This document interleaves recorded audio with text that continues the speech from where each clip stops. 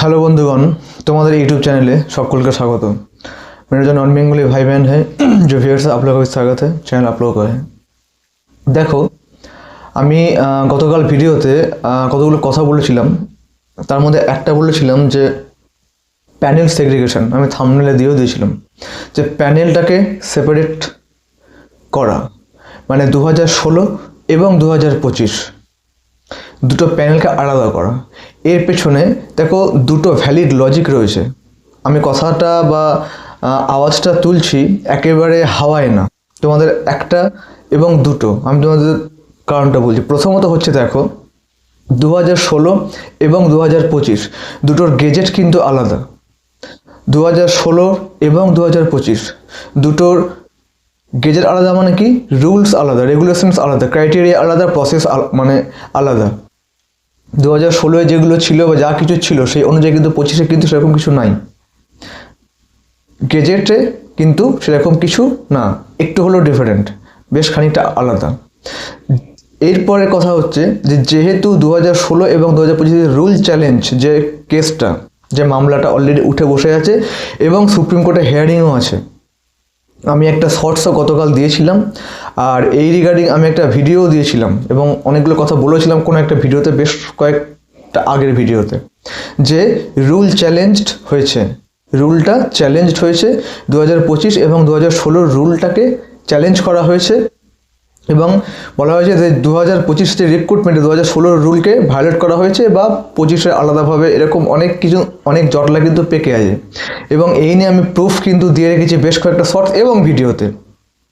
এবং আমি আগেও বলেছি, আজও বলছি যে সুপ্রিম কোর্টে কিন্তু হিয়ারিংটা আছে রুল চ্যালেঞ্জড যে কেসটার। এটা একটা ভ্যালিড পয়েন্ট। আমি এই জন্য বারবার বলছি যে প্যানেল সেগ্রিগেশন মানে প্যানেলটাকে আলাদা করা, যে খিচুড়িটা পাকিয়েছে এটাকে আলাদা করা। এইখানে যদি প্যানেল আলাদা করে দেওয়া হয়, যদি প্যানেল সেগ্রিগেট বা সেপারেট করে দেওয়া হয়, তাহলে কিন্তু কোনো ঝামেলা থাকবে না। যেহেতু 2025-এর যে পরীক্ষা এটা কি বলে যে ফ্রেশ রিক্রুটমেন্ট, তাই তো, তো এইখানে সিট আলাদা করে অ্যালোটেড রয়েছে।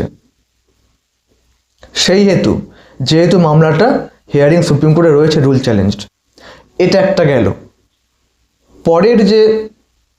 পরের যে পয়েন্টটা সেটা হচ্ছে দেখো যে এই সময় একটা কথা মাথায় রাখতে হবে, সেটা হচ্ছে যে সরকার এবং কমিশন, যেটা সবাই জানো, মানে সবাই জানি বা তোমরাও জানো, একটু রিমাইন্ডার দিচ্ছি যে সরকার এবং কমিশন যে খিচুড়িটা পাকিয়েছে এখানের একটাই ওয়ে আউট হচ্ছে সেপারেশন।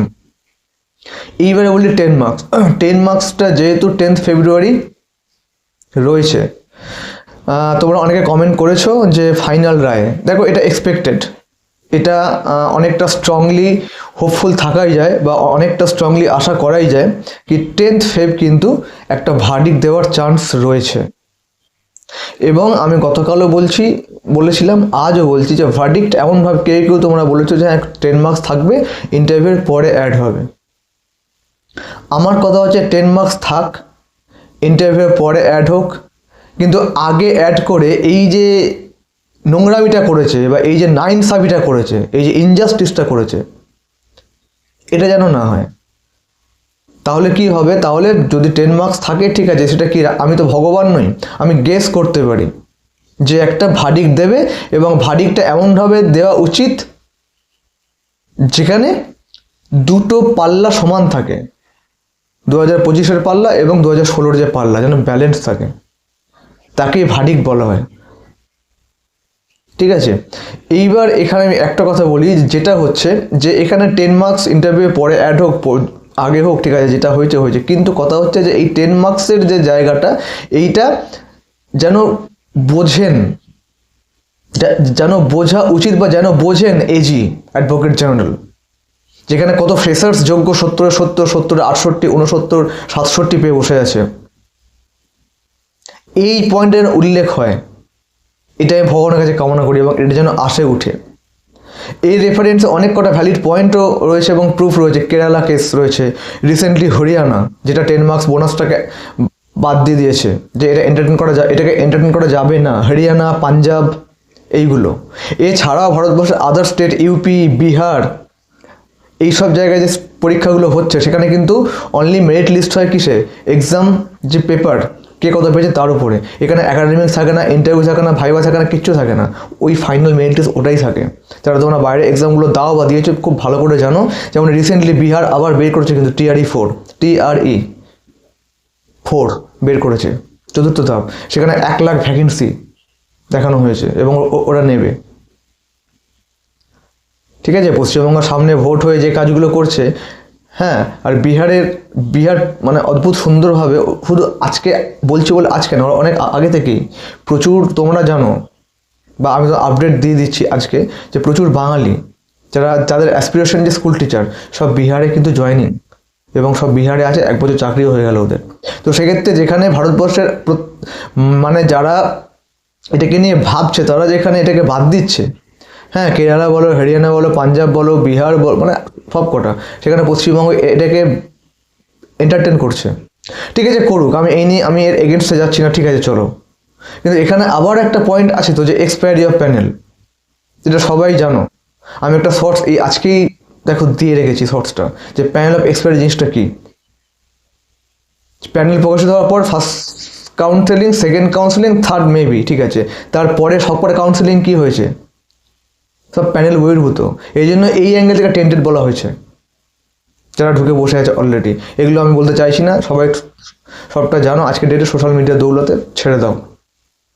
এইবার আমি একটা ভ্যালিড যেটা বলার দরকার, সেটা হচ্ছে যে দেখো, এইভাবে যে 10 মার্কসের যে কেসটা, এক্সপায়ারি অফ প্যানেল, এই 10 মার্কস কেস এবং এক্সপায়ারি অফ প্যানেল কিন্তু অলরেডি হাইকোর্টে মামলা কিন্তু উঠে বসে আছে, ফ্রেশাররাই করেছে মামলাটা, এবং স্ট্রং গ্রাউন্ডে।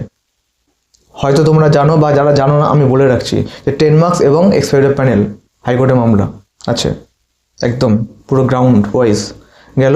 এইবারে দেখো, এইবার আমি যেটা বলার সেটা হচ্ছে, এই যে 10 মার্কস এক্সপায়ারি অফ প্যানেল বা এরকম দুটোকে আলাদা করা, 16 আর 25, সিট বৃদ্ধি করা, মেন কথা হচ্ছে সিট ইনক্রিজমেন্ট, মানে সিট ইনক্রিজ, অ্যাকচুয়ালি সিট মানে ইনক্রিজ, মানে সিট বৃদ্ধি করা, এই দাবিগুলো কিন্তু দেখো, আমি তোমাদের সামনে আওয়াজটা তুলছি, মানে আমার এটা তো ইম্পসিবল কি সবার কাছে গিয়ে বলা। আমি তাই জন্য চ্যানেলেই বলছি, যে আমি তোমাদের কালকে একটা আপডেট দিয়েছিলাম আমার টেলিগ্রাম গ্রুপে, যে ঘরে বসে বসে হবে না, রাস্তায় নামতে হবে, আন্দোলন করতে হবে এবং আওয়াজ তুলতে হবে এই ইস্যুগুলোকে নিয়ে, যে মানে সিট বাড়ানো হোক, সিট সংখ্যা বাড়ানো হোক, ঠিক আছে, এখানে ফ্রেশারদের চান্স দেওয়া হোক, দুটো প্যানেলকে আলাদা করা হোক। এইগুলো নিয়ে কিন্তু একটা বৃহত্তর আন্দোলনের পথে হাঁটতে চলেছি সবাই। আমি ঠিক সময়ে চ্যানেলে আপডেট দিয়ে দেবো, মেন্টালি প্রিপেয়ার থেকো। এই মুহূর্তে যারা আন্দোলনে সবাই যাবে, যারা বাড়িতে বসে থাকবে, তাদের কাছে একটাই অপশন, মানে একটাই অপশান থাকবে খোলা, এটা হচ্ছে মৃত্যু। পরিষ্কার শুনে রাখো, বাস্তব বললাম। তো কবে, কোথায়, কিভাবে, কি হচ্ছে না হচ্ছে, টোটাল ভেন্যু আমি দিয়ে রাখবো, একটু চ্যানেলে থেকো। আর যারা নতুন চ্যানেল জয়েন করছো, তারা অবশ্যই এটাকে মাথায় রাখো, ঠিক আছে। কারণ 2016 যারা ইন সার্ভিস যোগ্য, যারা প্যানেলে আছে 11, 12 এবং 9, 10 ইন্টারভিউয়ে, মানে ভেরিফিকেশন নাম আছে, সবাই কিন্তু ডেপুটেশন দেওয়ার একটা ব্যাপার রয়েছে, আমি তো বলেও ছিলাম, ঠিক আছে। সেই হেতু বলছি, আমি দুজন বারবার বলেওছি, যে সবাই মিলে যদি একসঙ্গে লড়াইটা হয়, এর এফেক্টটা মারাত্মক হবে। কিন্তু এটা তো সেই মানে কি বলবো, ওই ইম্পসিবল আর কি, মানে নামুমকিন এরকম একটা ব্যাপার। তো দেখা যাক 10 তারিখে এমন একটা জিনিস হয়, বা এমন একটা ভারী যেন দেয়, যেটা হচ্ছে সবাই যেন এখান থেকে যেন সেফ জোনে আসতে পারে, যেন পক্ষপাতিত্ব বা পার্সিয়ালিটি যেন না করা হয়, একচক্ষু বিচার যেটা, আমি এটা মিন করছি বারবার। আমি 10 মার্কসের এগেনস্টে নয়, ঠিক আছে। ভারতবর্ষের সব স্টেট যে রাস্তায় হাঁটছে, পশ্চিমবঙ্গ তো অন্য রাস্তায়, ঠিক আছে। এটা তো প্রত্যেকের একটা অটোনোমাস বডি থাকে প্রত্যেক স্টেটের, চলো ভালো কথা, কিন্তু এইখান থেকে যেন কেউ ভিক্টিমাইজ না হয়, এটা আমার উদ্দেশ্য, আর কিছু না। এই কথাগুলোই বলার ছিল। দেখা যাক আপ টু 10th Feb আমাদের, তার আগে কি যদি কিছু আপডেট পাওয়া যায় আমি দিয়ে রাখবো। আর আমার ডেসক্রিপশন বক্সে আমি টেলিগ্রাম গ্রুপ লিঙ্ক এবং হোয়াটসঅ্যাপ চ্যানেল লিঙ্ক দিয়ে রাখছি। তোমরা ডেসক্রিপশন বক্সে ঢুকে ওই টেলিগ্রাম লিঙ্কে হোয়াটসঅ্যাপ চ্যানেলে ক্লিক করে অ্যাড হয়ে যাও, ওখানে কোর্টের কোনো আপডেট হবে বা আদার্স কিছু আমি আপডেট দিয়ে থাকি টুকটাক। এইটা বলার ছিল।